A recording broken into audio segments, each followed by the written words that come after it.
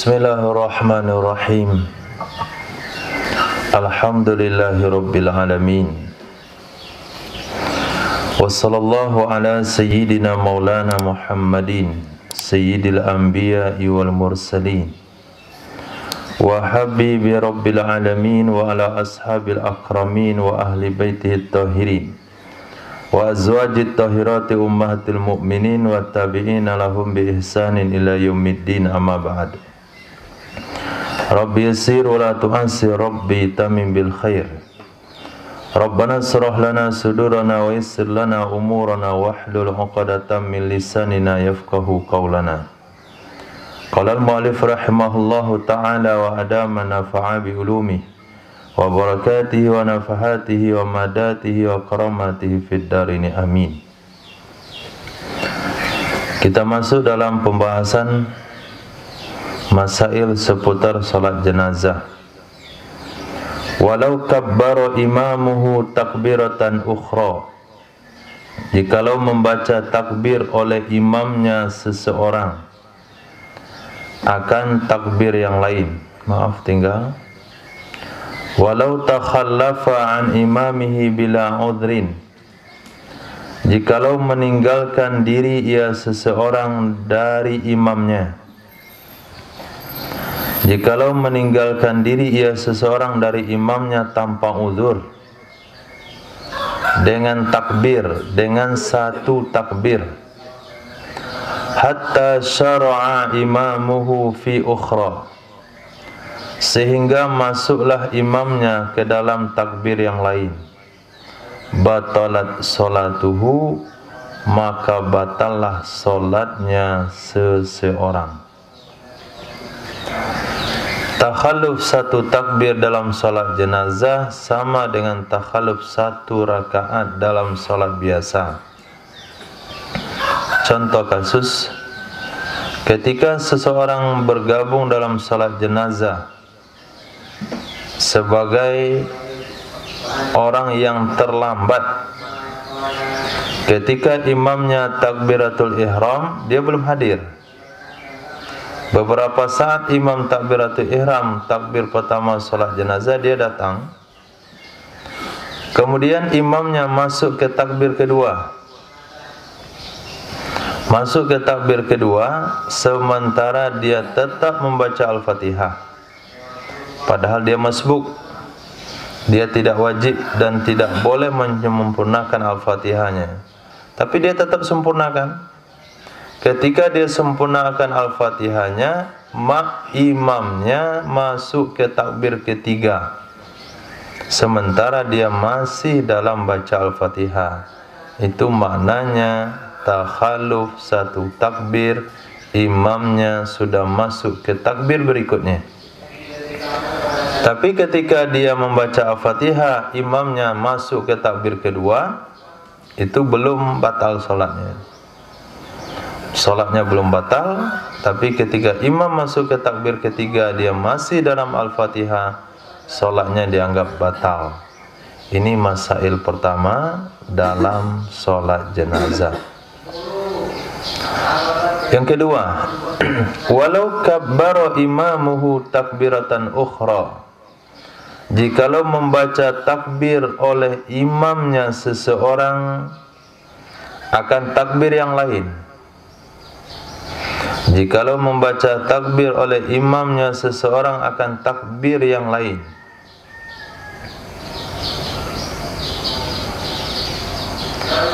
Qabla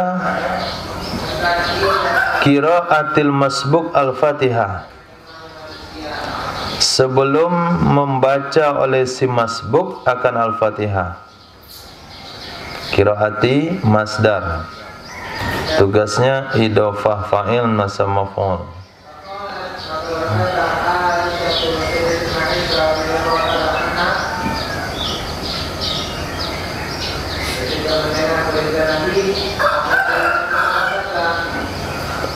Fa'ilnya masbuki, jadi mudhaf ilaih.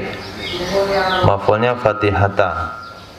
Jadi setelah masdar baca kasrah, kemudian setelahnya fathah, idhofah fa'il Menasab maf'ul sebelum membaca oleh masbuk akan Al-Fatihah. Apa yang harus dilakukan oleh masbuk? Taba'ahu fi takbirihi, niscaya mengikuti ya si masbuk akannya imam pada takbirnya. Di masbuk ikuti imam pada takbirnya. Enggak perlu lanjutin Al-Fatihah, enggak perlu selesaikan Al-Fatihah, bahkan tidak perlu baca Al-Fatihah. Wa saqatat al-qira'atu an, dan gugurlah kewajiban membaca Al-Fatihah untuknya masbuk. Masail ketiga. Wa idza sallamal imamu tadarakal masbuku ma baqiya alaihi ma'al azkar, dan apabila telah salam oleh imam, niscaya mengejar ketertinggalan. Tadaraka, niscaya mengejar ketertinggalan oleh si masbuk ma baqiya alaih, apa saja yang masih tersisa di atasnya beserta zikir-zikirnya.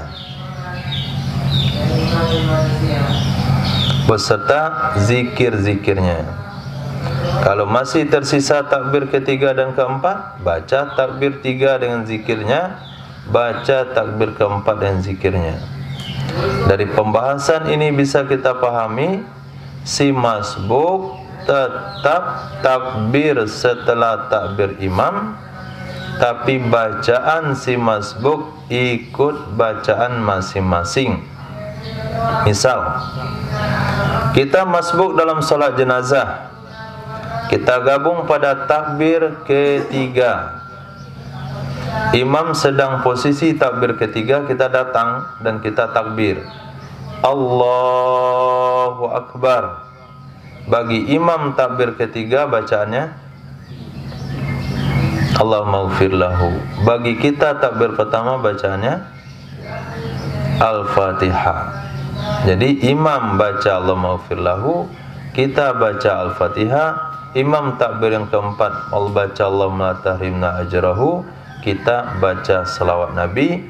Imam salam, kita lanjut takbir ketiga dengan doa Allahumma ighfir lahu, kemudian tambah takbir keempat dan salam.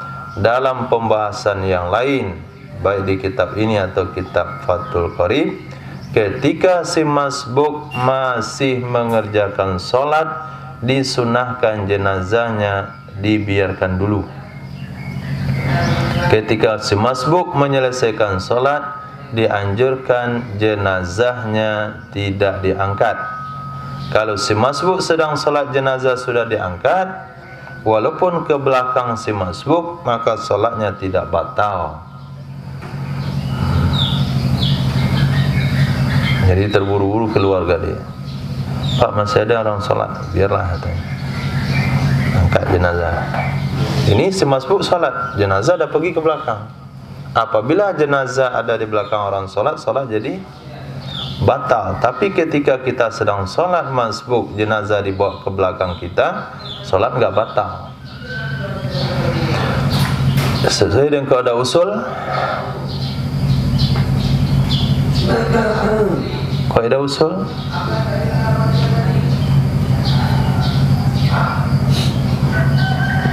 siapa ada megang kitab usul? Coba jawab. Apa kaidah usulnya?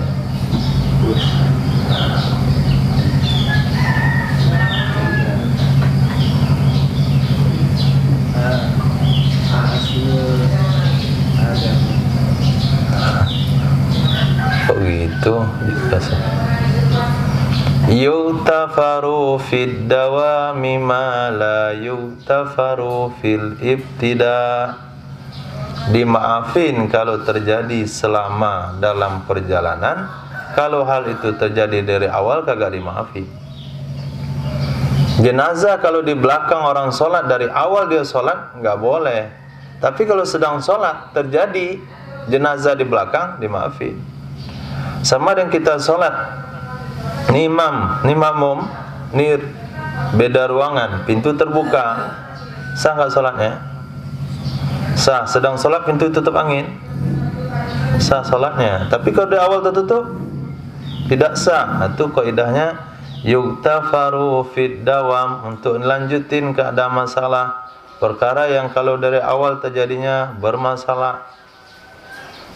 Sama juga ada yang kasus akad nikah ketika ihram, boleh nggak? Rujuk ketika ihram boleh nggak? Boleh kalau rujuk. Akad nikah nggak boleh. Rujuk kaidahnya yuktafaru fid dawam, dimaafin kalau hanya melanjutin. Kalau dari awal mulai agak boleh. Nah, itu kaidah usul. Jadi kaidah usul itu menjawab permasalahan fikih. Karena kalau dia hafal masalah fikih nggak bakal hafal, banyak kasusnya. Maka ada kaidah yang akan menyelesaikan permasalahan fikih. Wa yuqaddamu fil imamah fi salatil mayyit. Ini kita bicara tentang urutan siapakah yang lebih layak menjadi imam. Wa yuqaddamu, dan diutamakan menjadi imam, diutamakan di dalam menjadi imam dalam salat mayit, walau imra'atan. Nah, itu ditakdirkan kanat, walau kanat imra'atan, walaupun ada ia mayat itu perempuan. Siapa yang diutamakan? Naib fa'il abun, ayah. Ayah dulu. Siapa orang tuanya?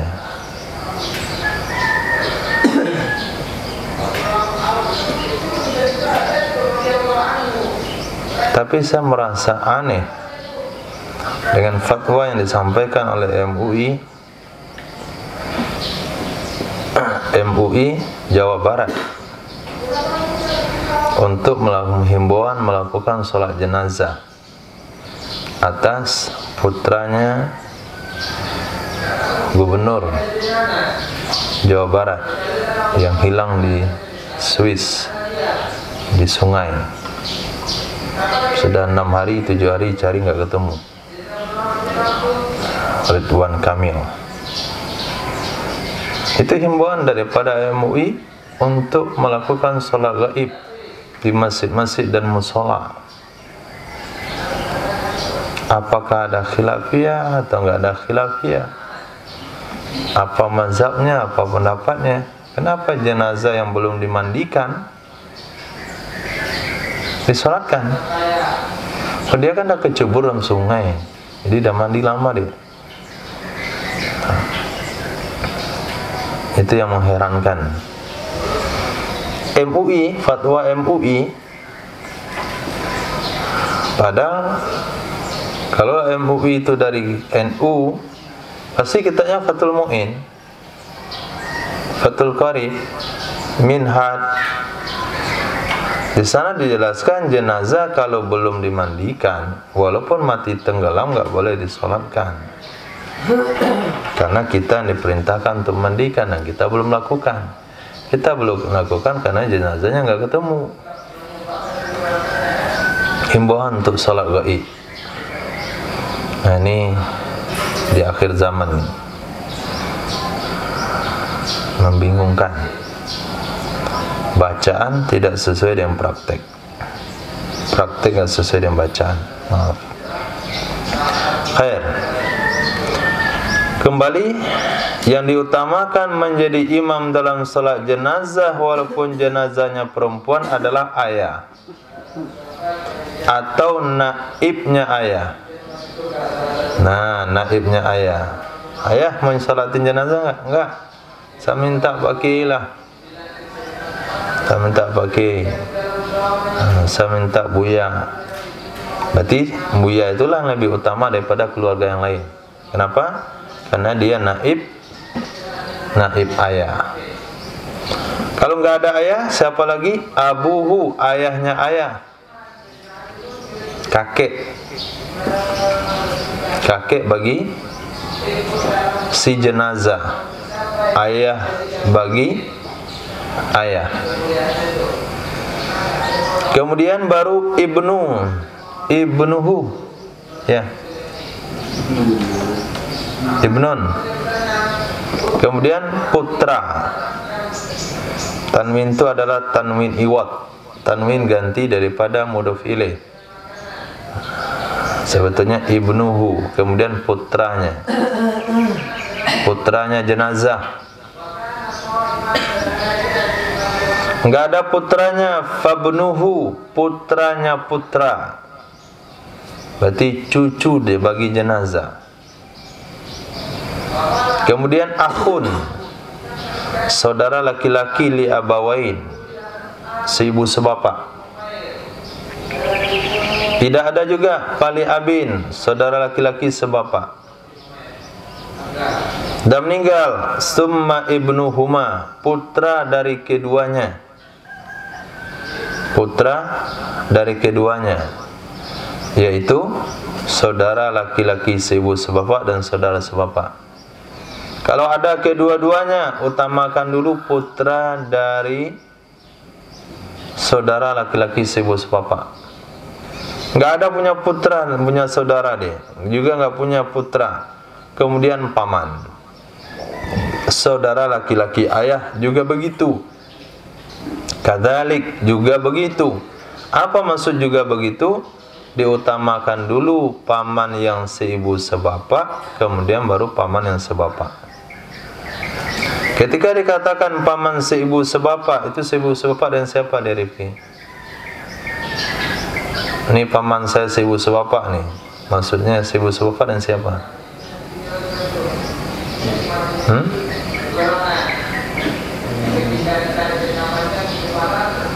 Ini adalah paman seibu sebapak. Jadi paman itu seibu sebapak dan siapa? Temanya dengan wanita.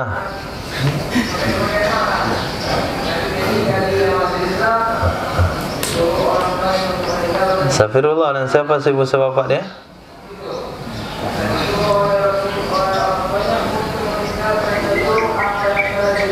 Ini adalah paman seibu sebapak, ini paman sebapak. Ini paman seibu sebapak, ini paman sebapak. Ini paman seibu sebapak dan siapa?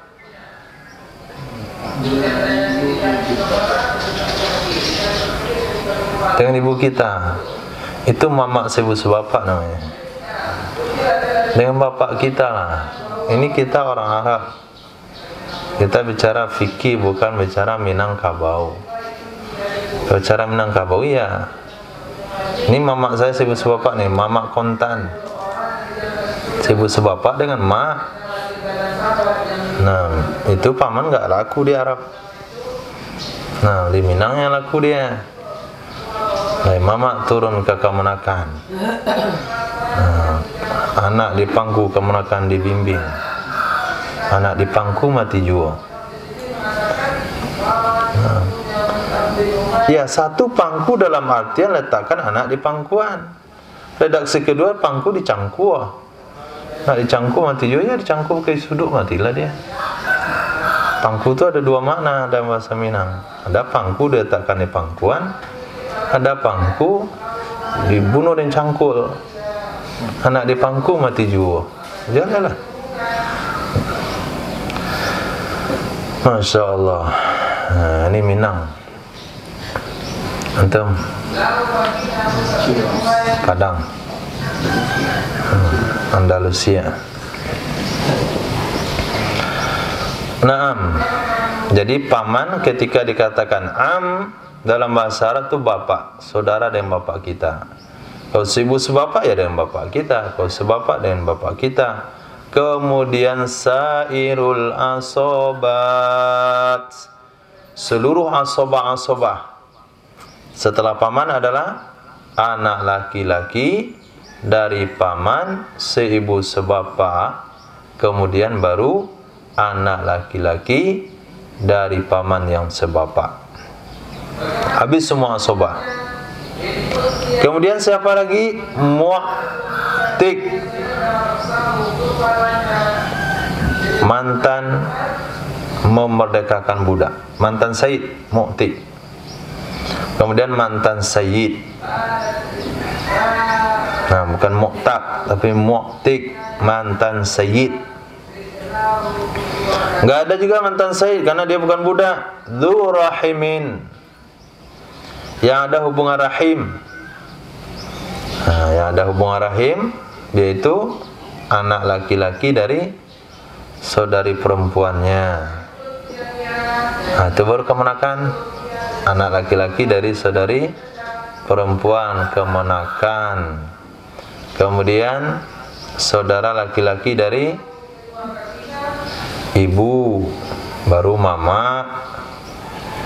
Dan siapa lagi? Yang ada hubungan rahim?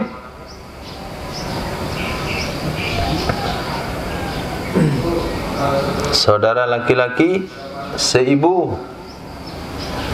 Nah, itu kan ada hubungan rahim, enggak masuk asobah kan, tapi masuk dalam ahli waris. Enggak ada juga itu semuanya. Summa zaujun, kemudian suaminya. Nah, suami itu terakhir. Titik. Wasyurita laha, dan disyaratkan baginya.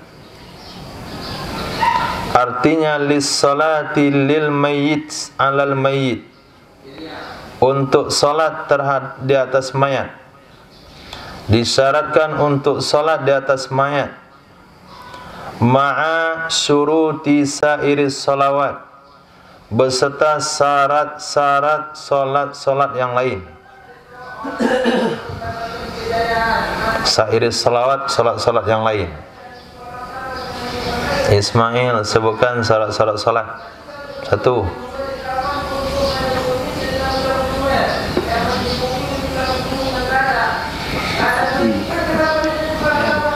Pakaian dari najis.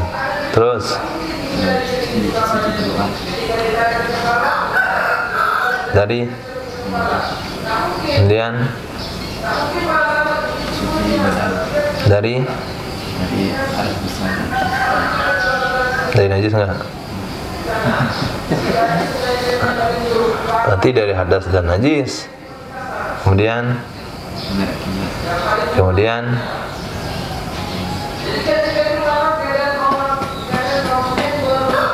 itu aja. Berarti boleh salat telanjang. Hah? Aurat lagi.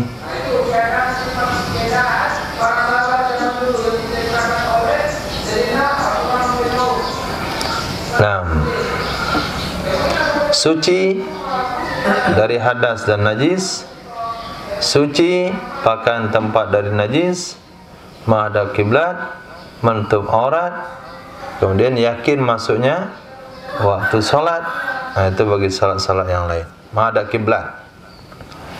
Nah, di samping syarat-syarat itu, maka ditambah lagi syarat lain dalam salat jenazah. Apa itu? Taqaddumu tuhrihi, terdahulu sucinya artinya mayat. Terdahulu artinya sucinya mayat, bima'in, dengan air, karena dimandikan dan diwudukkan. Karena enggak bisa faturabin, maka dengan tanah. Itu syarat sah salat jenazah. Sebelum disolatkan, jenazahnya sudah dimandikan. Atau kalau enggak bisa dimandikan karena dia mati kebakaran, yaitu ditayamumin.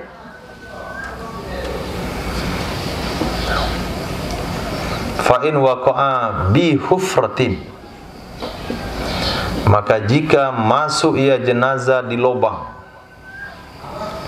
maka jika terjatuh ia jenazah di dalam lubang. Sebenarnya bukan jenazah yang jatuh dalam lubang, dia masih hidup, dia nyampe dalam jadi jenazah, dia belum dikeluarkan. Atau bahrin, dalam laut. Kemana jatuhnya? Ke ke dalam laut. Dah basah dia situ pasti. Wa ta'azzara ikhrajuhu, dan tidak mungkin mengeluarkannya jenazah karena dia tertimbun oleh longsor. Jadi sepakat masyarakat itu dibiarin saja, karena kalau digali pun sangat tinggi timbunan longsornya, dan tidak mungkin mensucikannya jenazah.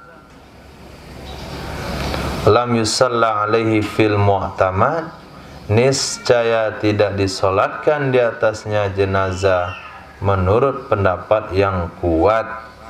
Oke lah, jawabannya ternyata berarti pakai pendapat lemah orang itu. Pakai pendapat lemah. Solat jenazah terhadap korban gempa bumi yang tertimbun tidak ditemukan. Solat terhadap korban adam air yang sampai hari ini tidak jumpa. Solat di atas orang hilang yang tidak ditemukan, itu diserukan untuk melakukan salat gaib berdasarkan pendapat dhaif. Menurut pendapat yang kuat, enggak boleh. Kenapa enggak boleh? Karena syarat sah disolatkan satu jenazah yaitu dia lebih dulu untuk disucikan, baik dengan cara mandi maupun ditayamumin. Syarat kedua tambahan untuk salat jenazah adalah alla yataqaddamal musalli alaih, bahwa tidak berdiri di depan, bahwa tidak terkedepan oleh orang yang solat alaihi, di atasnya, artinya mayat, in kana hadiran, jika ada ia mayat itu hadir, walau fi qabrin, walaupun dalam kubur. Ini syarat ini untuk solat di atas jenazah yang hadir di depan kita, atau kita solat di atas kubur. Dua model solat ini, jenazah mesti diposisikan di depan kita. Kalau kita berdiri di depannya dan jenazah di belakang, maka solatnya tidak sah. Ammal mayyitul ghaib, adapun mayat yang ghaib, mayat yang ghaib, fala yadurru fihi, maka tidak mengapa, tidak ada masalah padanya mayat ghaib oleh keadaannya jenazah di belakang orang solat. Keadaannya jenazah di belakang orang solat. Coba Abu Bakar buat bentuk kasus di mana jenazah sehingga posisinya di belakang orang solat.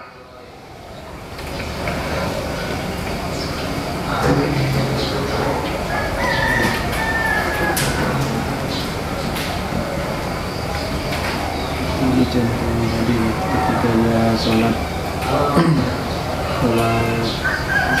jenazah masbuk. Ini salat jenazah masbuk, berarti jenazahnya hadir. Ini salat jenazah gaib, itu gak dimaafin itu dimaafin karena terjadi sedang sholat, itu tidak ada masalah, itu masuk dalam salat hadir. Ini salat jenazah gaib, boleh jenazah di belakang orang sholat.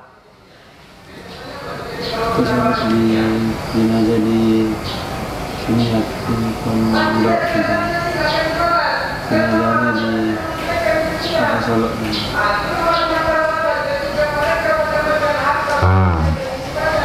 Sholat di pondok, jenazah di Solo. Kita ada kiblat kemana? Sholat di mana? Iya, sholat di situ. Oke lah, enggak sholat di belakang. Nah, kita sholat jenazah di sini, kiblatnya ke situ, jenazah di provinsi belakang situ tuh. Nah, itu jenazah. Itu nggak ada masalah. Tidak ada masalah. Karena darurat. Titik. Wa yusannu ja'lu sufufihim salasatun. Disunahkan membuat saf-saf mereka 3 saf. Disunahkan menjadikan saf-saf mereka 3 saf. Minimal 3. Faksar atau lebih banyak, karena ada hadis sahih yang berbunyi, man shalla alaihi salasatu sufuf faqad aujaba. Siapa saja yang disolatkan di atasnya oleh 3 saf, maka sungguh dia telah mewajibkan. Artinya ghufira lahu, telah wajib diampunkan baginya.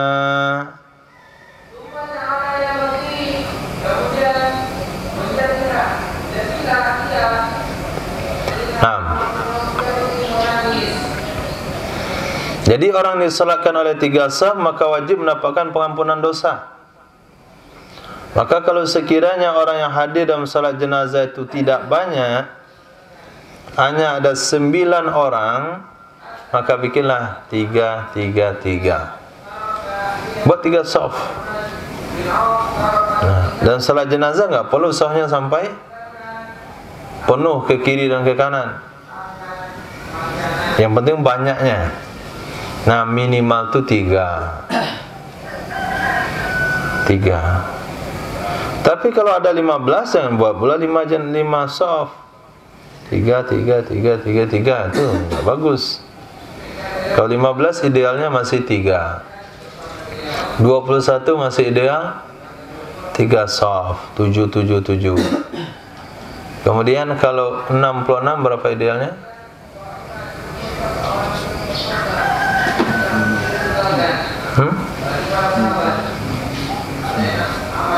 3 saf boleh, 5 juga boleh. 6. Khair.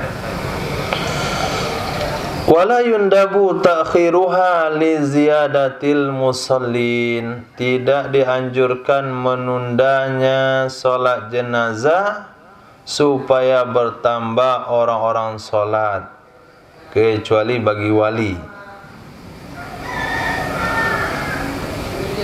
Tidak disunahkan, kecuali menunggu orang yang siap-siap solat. Nah, itu jangan disamakan. Dah solat, saya baca kitab fikih, enggak sunnah ditunda-tunda supaya orang solat bertambah. Bukan bertambah, Mas, supaya orang solat siap. Maka kita tunda semenit, 2 menit, 3 menit karena menunggu yang masih di tempat wudu, itu enggak ada masalah. Kita tunggulah setengah jam lagi. Kenapa? Ntar lagi ada santri hadir 5.000 orang. Setengah jam lagi baru datang. Ntar salat jenazahnya. Tak sunnah. Lalu bagaimana jenazah yang diparkirkan sampai beberapa saat sebelum salat zuhur? Itu bukan niatnya menunggu biar disolatkan oleh orang ramai, tidak. Itu menunggu salat zuhur. Maksudnya bagaimana? Kalau disolatkan kira-kira jam 11.30, kemudian dibawa ke kuburan, baru setengah penguburan orang dah azan. Jangan dikira tu menunggu, bukan. Itu enggak menunggu itu. Kenapa? Karena pasnya setengah jam sebelum salat zuhur, 1 jam sebelum salat zuhur. Mungkin pengumuman 1 jam. Enggak mungkin. Jadi kita tunggu bukan jenazah yang menunggu biar banyak disolatkan, tapi kita menunggu solat zuhur karena tidak sempat dikebumikan langsung. Maka kita biarkan dia dulu. Dengan harapan juga sama, biar ramai yang menyolatkan. Itu niat yang kedua. Tapi kalau dari jam 10 bisa disolatkan, itu enggak ada nunggu salat zuhur. Jam 10 dah siap solat, itu enggak ada menunggu salat zuhur. Karena jam 11, jam 12, 2 jam itu sudah cukup pengebumian. 6. Jadi seolah-olah kasusnya itu bentuknya sama, tapi asal usulnya, pokok dasarnya beda. Illa liwaliyin, kecuali bagi wali. Nah, kata anaknya, jangan sholatkan dulu, saya setengah jam lagi datang. Itu boleh. Menunggu kehadiran wali. Ini juga dalam batasan yang wajar. Jangan sholatkan dulu, 3 hari lagi saya datang. Nah, itu kan nggak wajar. Boleh. Tuh, ditunda sholat jenazah nunggu wali. Boleh kan? Ya boleh. 3 hari boleh. Itu kan pemahaman yang belum maksimal. Jadi kalaupun baca kitab, tetap harus ada arahan pemahaman. Sampai batas berapa boleh ditunggu wali? Sampai batas wajar. Siapa ngitung wajar nggak wajar?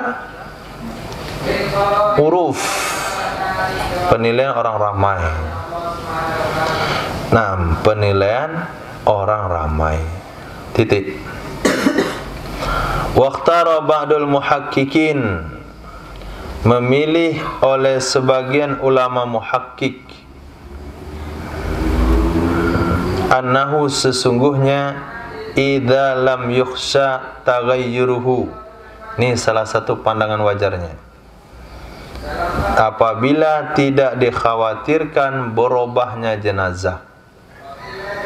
Apabila tidak dikhawatirkan berubahnya jenazah. Yang bagi intidharuhu mi'atan, sepantasnya lah menunggunya seseorang akan jumlah 100 au arba'in atau jumlah 40, rujia huduruhum qoriban, yang diharapkan kehadiran mereka dalam waktu dekat karena ada hadis. Jadi menurut sebagian ulama muhakkik, nggak ada masalah menunggu menambah hadirnya orang yang menyolatkan dengan syarat tidak khawatir jenazahnya berubah. Yang kita tunggu ada 2 hal, satu jumlah 100, satu jumlah 40. Ya memang ada harapan hadir dalam waktu dekat. Tak telepon dia dalam perjalanan, cuma agak macet dikit. Berapa lama kira-kira? Kira paling 45 menit. Dan kondisi jenazah meninggal dalam keadaan wajar, tidak ada masalah. Beda halnya jenazah meninggal dalam kebakaran. Tadi aja nggak bisa dimandikan, hanya ditayamumkan. Atau jenazah hilang, ketemu setelah 3 hari, itu jangan, karena sudah khawatir berbau. Tapi kalau masih dikhawatirkan, maaf, tidak ada kekhawatiran itu dan ada harapan hadir dalam waktu dekat, sebaiknya kita tunggu sampai jumlah jamaah 100 dan 40 orang. Karena ada hadis dalam Sahih Muslim, ma min muslimin yusalla alaihi mi'atun yusalli alaihi ummatun minal muslimin yablughuna mi'atan kulluhum yashfa'una lahum illa syuffi'u fi. Tidaklah dari seorang muslim, ma min muslimin, tidaklah dari seorang muslim. Kalau jenazah itu muslim dan meninggal juga dalam keadaan muslim, menyolatkan di atasnya oleh satu umat, yusalli alaihi ummatun, menyolatkan di atasnya oleh satu umat dari kaum muslimin, yablughuna, yang sampai jumlah mereka mi'atan 100, yang sampai jumlah mereka 100, kulluhum yasfa'unalah, seluruh mereka memohonkan syafaat untuknya muslim yang meninggal itu. Semuanya hafal, semuanya baca doa Allahumma ighfir lahu, kecuali syuffi'u fihi, diterima syafaat mereka pada muslim yang disolatkan tersebut. Artinya wajib mendapatkan pengampunan dosa dari Allah. Jadi yang saya sampaikan sama ini itu riwayat bil makna. Nah, kalau redaksi hadisnya ini, ma min muslimin yusalli alaihi ummatun minal muslimin yablughuna mi'atan yashfa'u kulluhum yashfa'una lahu illa syuffi'u fihi. Hafal dah. Ma min muslimin yusalli alaihi ummatun yablughuna mi'atan kulluhum yashfa'una lahu illa syuffi'u fihi. Walau sulliya alaihi fahadara man lam yusalli nudiba lahu salatu alaihi wa taqa'u fardan fayanwihi. Jikalau telah disolatkan di atasnya jenazah, jikalau telah disolatkan di atasnya jenazah, maka hadir orang yang belum solat. Fahadara man lam yusalli, maka hadirlah orang yang belum solat. Pas kita datang, salat jenazah bubar. Kita datang, salat jenazah selesai. Apa yang dianjurkan bagi orang yang baru datang? Nudiba lahus salatu alaihi, disunnahkan baginya orang yang baru datang akan menyolati atas jenazah tersebut. Jadi hukum menyolatkannya sunnah. Sunnah dia menyolatkannya. Wa taqa'u fardan, dan jadi solat itu jadi fardu. Nah, jatuhnya jadi fardu. Fayanwihi, maka berniat ia seseorang akan fardu. Jadi dalam takbiratul ihram tetap niatnya fardu. Aku menyolati jenazah ini fardu karena Allah. Walaupun fardunya kan sudah gugur karena sudah disolatkan, maka hukumnya sunnah, tapi niatnya tetap fardu. Wa yusabu sawabuh, dan diberi pahala ia seseorang dengan pahalanya fardu. Diberi pahala ia seseorang dengan pahala fardu. Wal afdalu lahu fi'luha ba'da dafni, yang terbaik, yang bagus baginya orang yang baru datang adalah mengerjakannya sholat setelah dikebumikan,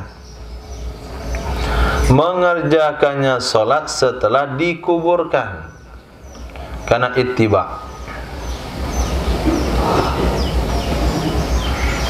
Nah,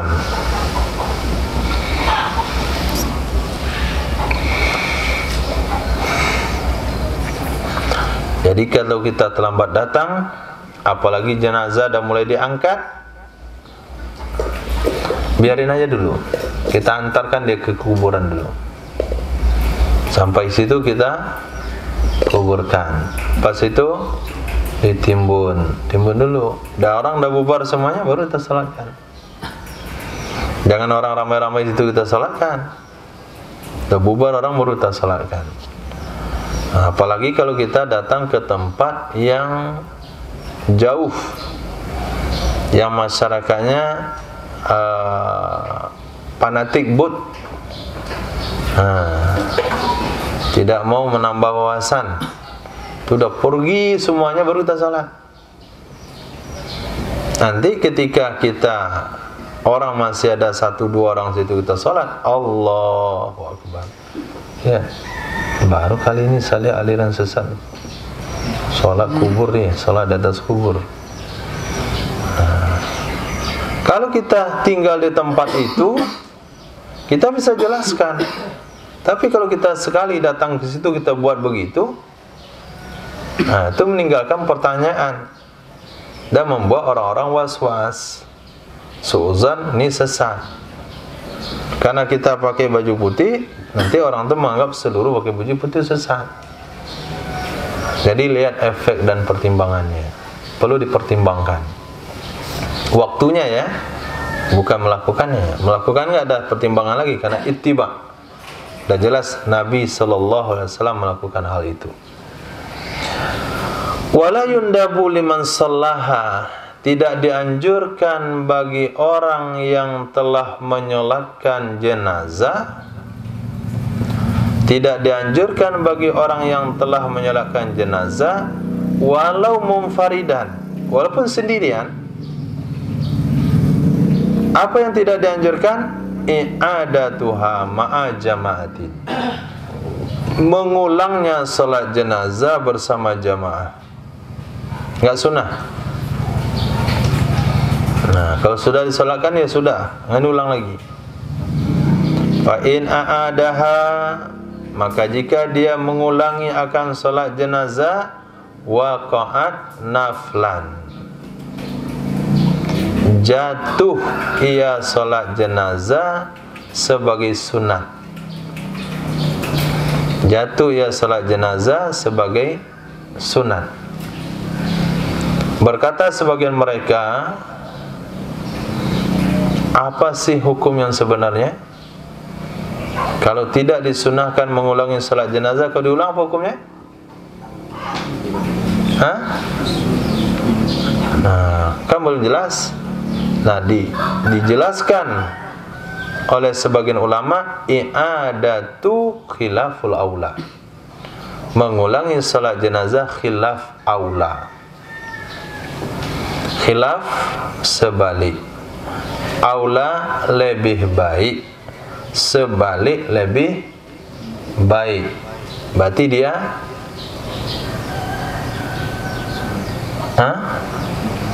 berarti mengulangi itu dia tindakan yang baik, tapi tidak lebih baik. Lebih baik tidak diulang. Jadi khilaful aula adalah lebih baik jangan. Jadi lebih baik jangan itu bagian daripada hukum itu, tapi tidak sering digunakan dan tidak banyak contoh kasusnya. Mana kira-kira ya kalau saya makan ini, apa hukumnya? Lebih baik jangan. Kalau saya terima uang dari fulan, bagaimana hukumnya? Haram. Kenapa haram? Itu hasil judi semuanya. Oke. Boleh. Kenapa? Itu hasil perdagangan. Makruh. Karena sebagian usia dia halal, sebagian usianya haram. Lebih baik jangan. Kenapa lebih baik jangan? Karena usaha dia halal, cuma ada dikit. Di kedai dia jual rokok. Ada sedikit di kedai dia aja jual rokok. Maka dikatakan lebih baik jangan. Itu mana khilaful aula. Titik. Tasihus salatu ala mayyitin ghaibin an baladin. Ini lagi-lagi pembahasan yang ada di tengah masyarakat yang dibuat asal-asalan. Salat gaib. Ayo insyaAllah bapak-bapak kita lepas ni salatkan jenazah saudara kita yang meninggal kemarin, yang berkubur di Tunggul Hitam. Salat gaibnya di Kota Padang, jenazahnya di Tunggul Hitam. Itu enggak boleh. Itu bukan gaib namanya. Bagaimana solat jenazah yang gaib yang sesungguhnya? Tasihus salatu ala mayyitin ghaibin an baladin. Sah solat di atas jenazah gaib, gaibnya dari balad. Gaib dari balad. Nah, balad kalau kita bawa ke daerah kita maknanya adalah kabupaten atau kota. Kabupaten atau kota. Maka sholat jenazah gaib itu boleh kalau antara orang sholat dengan jenazah. Jenazah yang dimaksudkan adalah tempat dia dikebumikan, bukan tempat meninggal. Misalnya dia meninggal di kota Padang, jenazahnya itu dibawa ke Solo. Maka setelah sampai di Solo, kita boleh sholat gaib di Padang, walaupun meninggalnya di Padang. Tapi kalau jenazah meninggal di Solo kemudian dikebumikan di Padang, kita nggak boleh sholat gaib di Padang. Karena yang menjadi gaib nggak gaib itu antara orang sholat dan perkuburan. Di mana sholatnya, di mana dikuburkan. Kalau beda kota boleh, beda provinsi apalagi, beda kabupaten minimal. Kalau beda kampung tuh nggak gaib. Nah, nggak gaib. Bi ayyakunal mayyitu bi mahallin ba'idin anil balad. Dengan bahwa adalah mayat itu di tempat yang jauh dari balad. Bahwa adalah mayat di tempat yang sangat jauh dari balad. Bihaitsu la yansabu ilaiha urfan. Sekiranya tidak dinisbahkan ia mayat ke balad, tidak dinisbahkan ia mayat ke balad menurut uruf. Jadi mayat itu jauh dari balad yang orang tidak menisbahkan dia bagian daripada balad tersebut. Tinggal di Indar masih dikatakan orang Padang, tinggal di Luki, tinggal di ujung kota Padang, Lubuk Minturun, masih bilang Padang. Selagi dia dinisbahkan ke kota itu nggak gaib namanya dia. Nah, kalau masih dinisbahkan ke balad itu, ke kota itu, ke kabupaten itu, berarti dia nggak gaib. Gaib kapan? Ketika dia tidak dinisbahkan lagi ke situ. Nah, tinggal dia di yang itu apa namanya? Setinjau, bagi bilang Padang. Mana tinggal? Setinjau Lawi. Oh, orang Padang ya. Masih bilang orang Padang? Nah, berarti enggak. Setinjau mana? Oh, setinjau itu daerah mana? Solok atau Padang? Ya masih bilang Padang lah. Tahu lah orang Padang. Itu Padang kan? Itu Kerinci. Atau orang Kerinci enggak?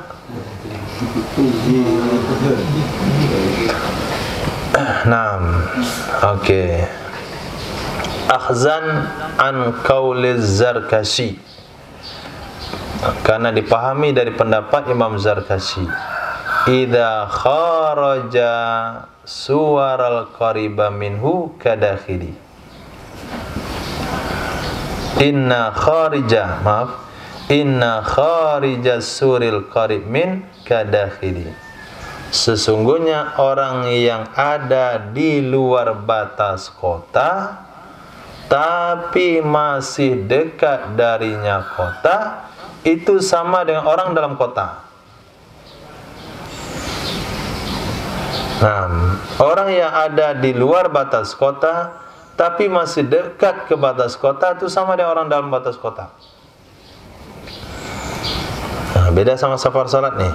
Kalau salat gaib, kita turun ke bawah sana, ke arah Padang Panjang, maka kita akan jumpa dengan perbatasan Padang dengan Pariaman. Ada nampak situ batas kota? Kira-kira ini batas kota Padang dengan Pariaman, dia tinggal sebelah sini nih. Dari batas kota itu cuman 5 meter rumah dia. Itu kan dekat ke batas kota. Itu kalau dia ngaku orang Padang masih boleh nggak? Masih boleh. Maka kalau dia berkubur dari batas kota 5 meter dari batas kota atau 10 meter setelah batas kota, maka dia tetap tidak boleh disolatkan di padang. Kenapa? Kata Imam Zarkashi, orang yang ada di luar batas kota tapi masih dekat ke situ, orang-orang bisa menisbahkan dia ke padang, maka dia nggak boleh solatkan di padang. Nah, bisa dipahami? Beda sama safar. Safar asal keluar dari batas kota sudah boleh salat qasar dan jamaah. Kenapa? Karena sudah di luar. Tapi salat gaib tidak. Oke. La ala ghaibin min majlisi fiha. Tidak boleh salat di atas jenazah gaib dari majlisnya seseorang. Gaib dari majlisnya, fiha di dalamnya balad. Kita ada di Indarung, kemudian ada orang meninggal di Pauh. Nggak tahu Pauh itu sampai sekarang kemana dia. Pauh, ya di Padang, di daerah Pasar Baru. Nah, Pasar Baru tahulah. Tapi Pauh itu nggak tahu dia. Nah, itu gaib dari majelis kita? Gaib nggak? Dari majelis kita? Gaib lah, kita di sini orang yang sono tuh jauh. Tuh jauh lagi di ujung kota Padang di mana? Sini kota Padang paling jauh di mana? Di Lubuk Buaya situ. Ada yang meninggal dalam Lubuk Buaya. Kita salatkan di sini, nggak boleh. Walaupun gaib, karena itu gaib dalam majlis. Tapi fiha masih dalam satu kabupaten, masih dalam satu kota, masih dalam balad menurut bahasa Arabnya. Wa in kaburat, walaupun besar ia balad. Walaupun besar ia balad. Oke, pengetahuan antum tentang Sumatera Barat. Sumatera Barat terdiri dari beberapa kabupaten dan kota. Mana kabupaten kota yang paling besar dan ini?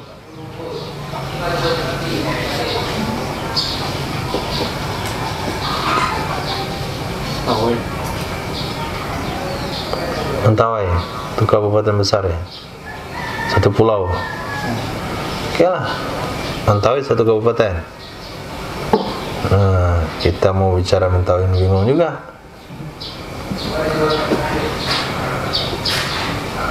Nggak tahu lah. Satu di ujung Mentawai ini jenazahnya, satu lagi Mentawai ini memang panjang. Persegi 4. Satu di ujung pulau, yang satu di ujung lagi. Sini orang menyolatkan, di sini jenazah dikebumikan. Tapi itu satu kabupaten, Kabupaten Mentawai. Maka tidak sah salat gaibnya, walaupun jauh jaraknya, karena dia masih dalam balad yang sama, walaupun baladnya besar. Naam, lau ta'azzaral huduru laha, jikalau udzur, jikalau berhalangan menghadiri baginya jenazah dengan seumpama ditahan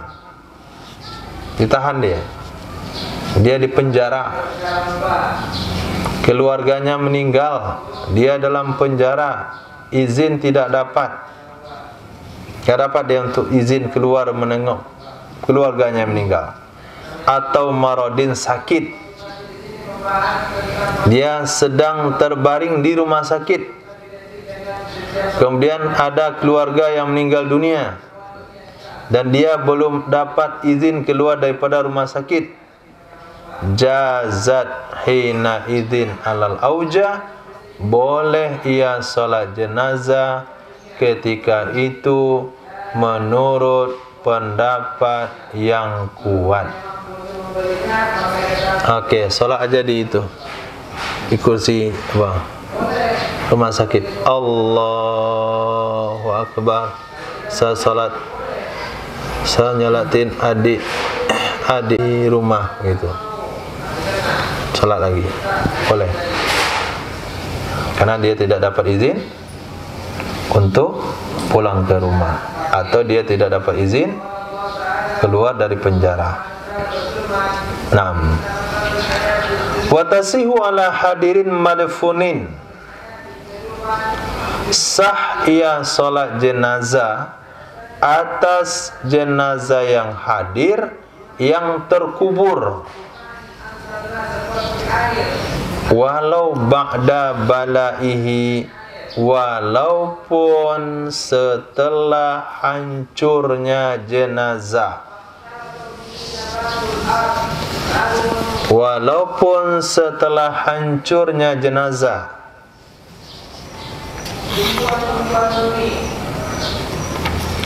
Selain Nabi. Nah, untuk selain Nabi,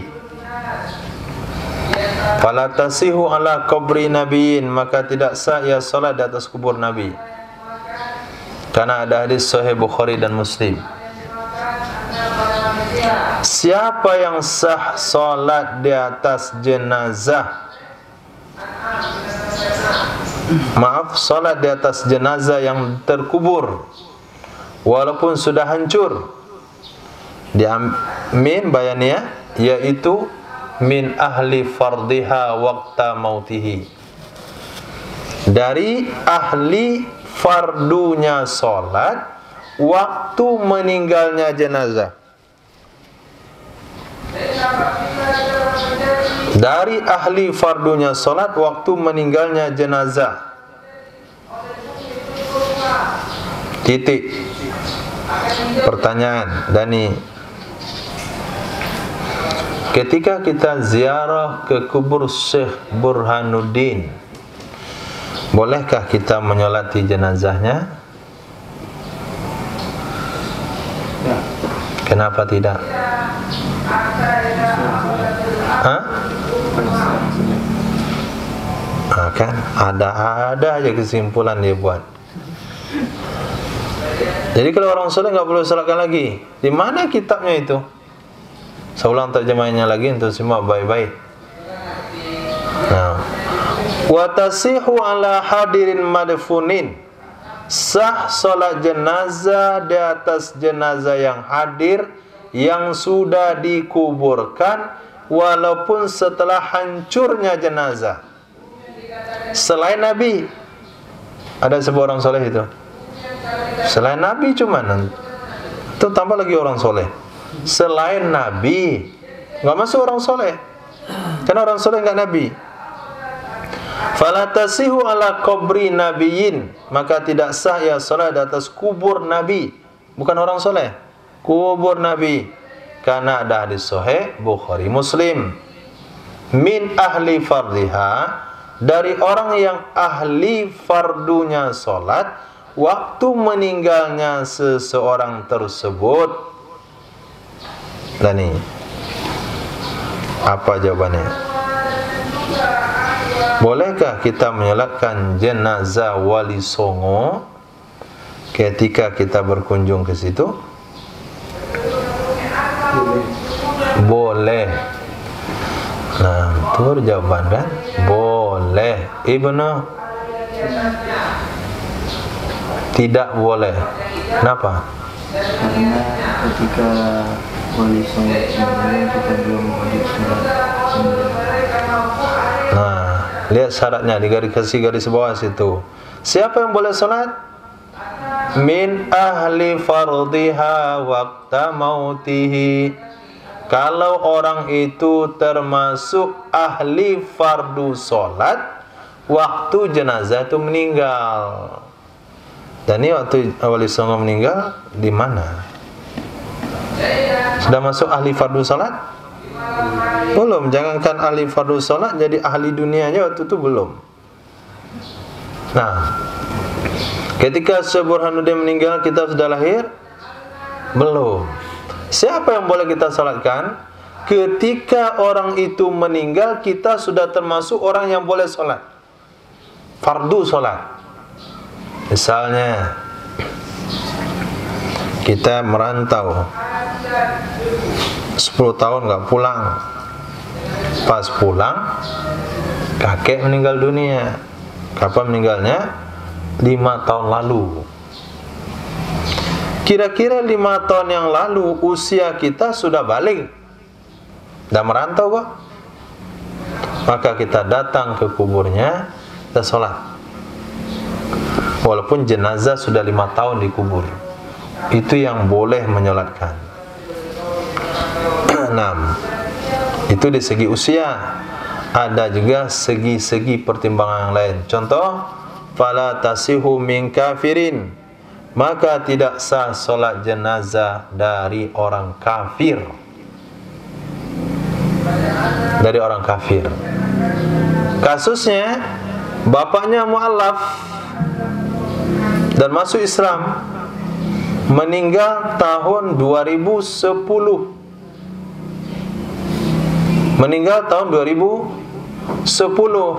Anak ini masuk Islam 2011. Kemudian dia sekarang pengen nyolatin jenazah ayahnya. Ketika ayahnya meninggal, dia sudah balik, dia sudah berakal, tapi dia masih non-muslim waktu itu. Ayahnya meninggal 2010, dia Islamnya 2011, maka dia tidak boleh menyolatkan jenazahnya. Kenapa? Waktu meninggal dia tidak termasuk ahli fardu dari segi ahli fardu dari segi agama. Atau haid, tidak sah solat jenazah dari wanita yang berhaid pada hari itu.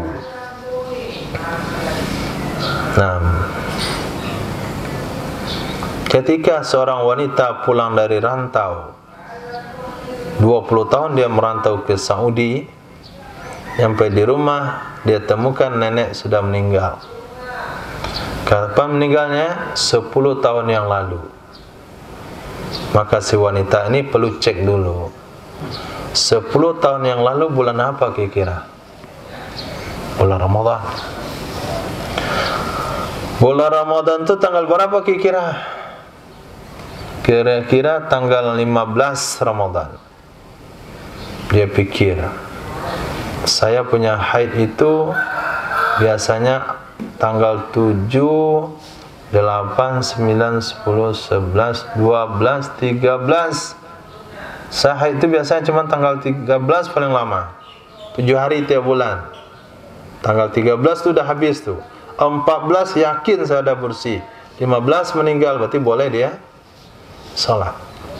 Tapi kalau dia punya siklus haid, itu 15 itu masih masa haid, maka pulang dia tidak boleh nyolatin di atas kubur neneknya, karena diprediksi tanggal meninggalnya nenek 15 Ramadan itu adalah hari-hari haidnya biasanya. Saya pahami. Berarti dia tidak termasuk ahli fardu sholat karena tidak suci. Kaman balagha au afaqa ba'dal mauti, sama dengan orang yang baligh atau sembuh dari gila setelah meninggalnya jenazah. Jenazah meninggal tahun 2010, dia waras 2011. Sekarang 2022 pengen menyolatkan jenazah itu, dia tidak boleh. Kenapa? Waktu jenazah meninggal kamu tidak termasuk ahli fardu dari segi tidak berakal. Jadi ahli fardu itu dia di segala sisi. Pertama, Islam. Yang kedua, suci dari haid. Yang ketiga, baligh. Yang keempat, berakal. Walaupun hal itu terjadi sebelum dimandikan. Sebelum dimandikan. Jadi ingat punya ingat, selidiki punya selidiki. Ketika jenazah meninggal, dia gila. Cuman karena meninggalnya jenazah itu 10 menit setelah jenazah meninggal dia waras. Setelah dia waras baru jenazah disolatkan, dimandikan. Waktu itu dia nggak ikut sholat. Karena orang menganggap dia baru gila, baru sembuh. Atau itu dia dah mau sholat pakai baju semuanya. Tapi orang melihatnya dia kan gila. Sudah waras 10 menit yang lalu. Enggak. Akhirnya enggak boleh sholat dia. Sekarang mau sholat. Boleh enggak? Tidak boleh lagi. Kenapa? Karena yang dilihat waktu meninggalnya dia masih gila. Walaupun sebelum jenazah dimandikan, sebelum tiba boleh waktu sholat di atas jenazah, dia sudah sadar. Titik kama iktadahu kalamus syaikhain, sebagaimana memaksudkan akannya oleh kalam Imam Nawawi dan Imam Rafi'i, karena perhitungan dia layak menjadi ahli fardu atau tidak layak dihitung waktu jenazah itu meninggal.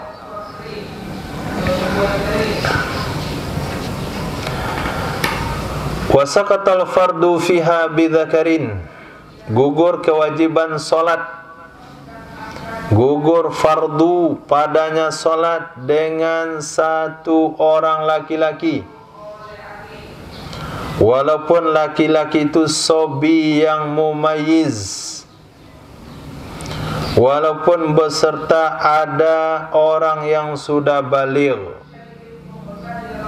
walaupun dia belum hafal Al-Fatihah dan tidak juga selainnya Al-Fatihah, akan tetapi dia berhenti dengan kadarnya Al-Fatihah, walaupun di saat itu ada orang yang hafal Al-Fatihah. Salat jenazah hukumnya fardu kifayah. Kalau sudah dilakukan oleh satu orang, maka kewajiban bagi yang lain tidak ada lagi. Kalau yang lain tidak mau menyolatkan, tidak ada dosa. Kira-kira siapa yang bisa menyelesaikan fardu kifayah itu? Satu orang?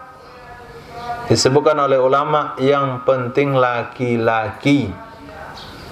Walaupun dia belum baligh tapi sudah mumayyiz.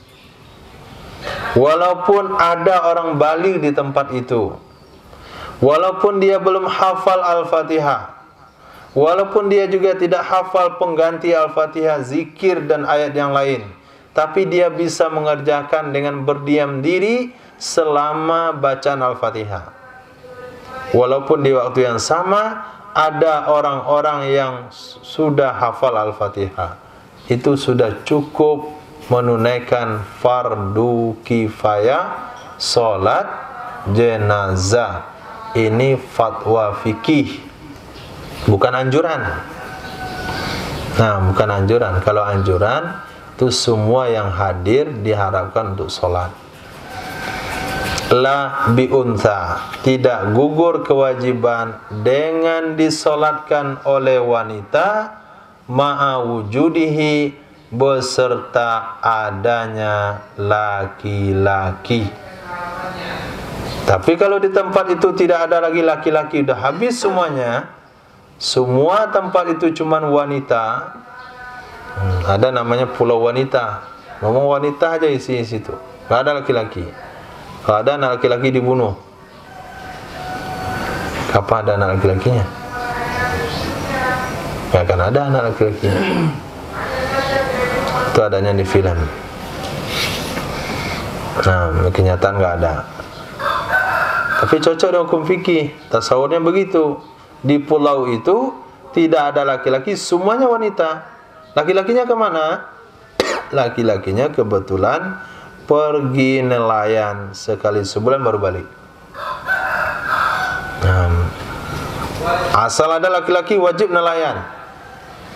Usia 5 tahun dari bawah. Begitu asli pelautnya orang pulau itu. Pulau enggak begitu, enggak ada? Enggak kan? Asal ada laki-laki mesti nelayan. Dah pandai nurunin pancing aja, ada wajib ikut. Akhirnya ketika meninggal dunia enggak ada pun laki-laki di tempat. Semuanya wanita. Kalau ditunggu sebulan lagi baru pulang. Maka pada saat itu disolatkanlah oleh wanita. Cukup enggak? Cukup. Karena memang enggak ada laki-laki.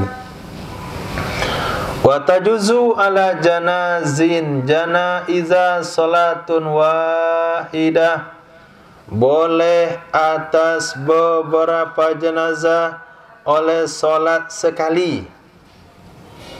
Boleh di atas beberapa jenazah oleh solat sekali. Artinya sekali solat. 10 sekali meninggal, sekali solat ke-10-annya boleh. Mana caranya? Panyanwis salata alaihim ijmalan, maka berniat ia seseorang solat di atas mereka secara umum. Aku menyolati jenazah-jenazah ini fardu kifayah karena Allah. Tuh niatnya. Aku menyolati jenazah-jenazah ini, atau aku menyolati 2 jenazah ini, aku menyolati 10 jenazah ini. Titik. Wa haruma ta'khiruha nidafan, haram menunda solat dari penguburan. Haram menunda solat dari pemakaman. Kita kubur aja dulu, nanti kita solatkan di kubur. Haram hukumnya. Mesti dikuburkan, mesti disolatkan dulu, baru dikuburkan.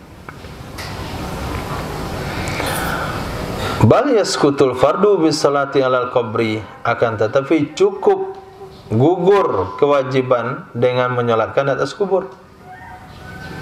Cukup fardu, gugur fardu dengan menyolatkan atas kubur. Nah, maksudnya bagaimana?